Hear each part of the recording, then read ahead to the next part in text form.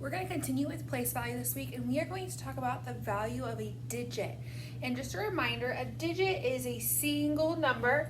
They range from 0 to 9, so that's 1, 2, 3, 4, 5, 6, 7, 8, 0, and 9. Those are digits you can use to combine to create a bigger number.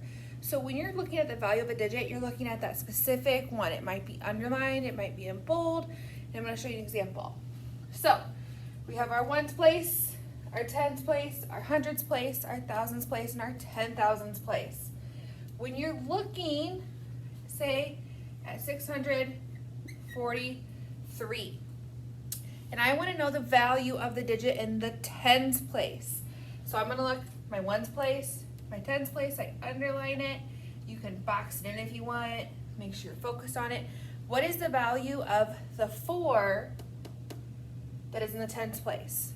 Well, it's in the tens place, so I know it's 4 tens, or it is 40, because 4 tens is equal to 40. If I have 4 of these 10 blocks, I have 1, 2, 3, 4, 5, 6, 7, 8, 9, 10, 10, 10, and 10, that's 40. When you're looking at the value of a digit, it is very important to pay close attention to what you're being asked, because once you get into thousands and 10,000s, then in 4th and 5th grade you go even higher, you have to pay close attention to what they're asking you to make sure that you are looking at the correct one. Let's try another one.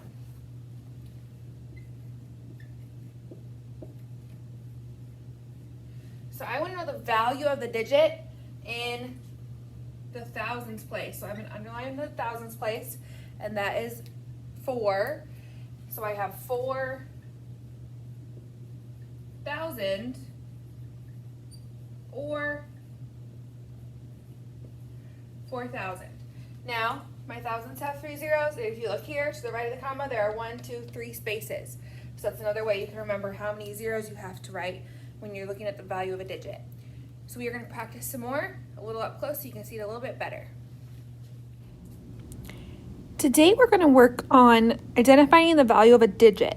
So when you're looking at place value, last week we talked about ones, tens, and hundreds. And this week we are adding in thousands and 10,000s. And those both come on the opposite side of the comma. So when you're asked about the value of a digit, you need to know your place value. So we have our ones, tens, hundreds, thousands, and 10,000s. And the question is, what is the value of the digit in the tens place? So I need to look at the tens place right here. And that is a 3. The digit is 3, and it's in the tens place. So I could write 3 tens, or I could write 30, because I know 3 10 rods, 10, 20, 30 is equal to 30. We're going to look at another one. What is the value of the digit in the thousands place? So I need to skip over ones, tens, hundreds, thousands. I have a 2 in the thousands place. So you could write 2,000 because it is worth 2,000. You could write 2,000 because, you know, if you have 2,000 cubes, these are some of the best cubes I've ever drawn. Oh my goodness. That you would have 2,000. Another trick is after you look at your box or whatever you circle or mark, however you mark your number, your place value, it's asking you thousands. Anything to the right or left, you can ignore the left. Anything to the right turns into a 0. 1, 2, 3. So I have 3 zeros. 1, 2, 3. There's 3 zeros. We're going to look at that a little closer. So here we want to look at the 10,000s. What's in the 10,000s place? So I'm going to go over here, box in my 10,000.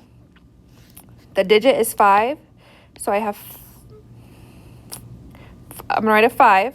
And then if you look to the right, there are 1, 2, 3, 4 zeros I have to write. 1, 2, 3, 4.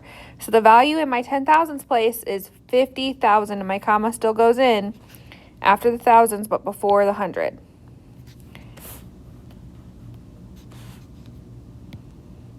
What is the value of the digit in the 10,000s place? So we're going to look again. 10,000. We have a 6 there, so I'm going to write a 6, and then I need to count how many zeros I need to put. 1, 2, 3, 4. So I'm going to put 1, 2, 3, 4. And I need to put that comma in, which is between my hundreds and my thousands. So I go ones, tens, hundreds, comma, and that is my answer. But sometimes you are not given the numbers put in the box all nice and neat for you. Sometimes you're given a number like this, and it says, what is the value of the underlined digit? So you have to figure out A, what place value they're talking about, and then B, the value of it. So my 9 is what is underlined. So I know this is my ones, tens, hundreds, it's in my thousands. So my digit is 9, and I know it's 1,000. And then the trick I taught, everything after becomes a 0. 0, 0, 0, which is also the same as 9,000. I can check it in here. It says my digit is a 9 in the thousands place. And now I need to fill in the rest of my table. If you look, those are the same. We're going to practice a few more. Ooh. Oh my goodness. What is the value of the underlined digit? So 2 is underlined, and that is in my ones, tens place. So I have 2 tens or 20, because if I put my 2 in my tens box and then after it, I only have 1, 0, and those are the same. And 20 is the same as 2 tens. This one could be a little tricky. What is the value of the underlined digit? Well, that's a 0, which means I have 0 hundreds. So you would just write 0. We can't put an X or a frowny face or a question mark. You just need to stick with a good old-fashioned 0. Today, you are going to be doing the same thing, identifying the value of a digit by looking at which one is underlined. This is on Canvas. It's on your daily assignment list. And if you look, I gave you the little box to help you out you can use, and you need to write down the value of the underlined digit. So look at what's underlined. You can use the box in method to help you. And when you're done, for question number 10, I want you to write today's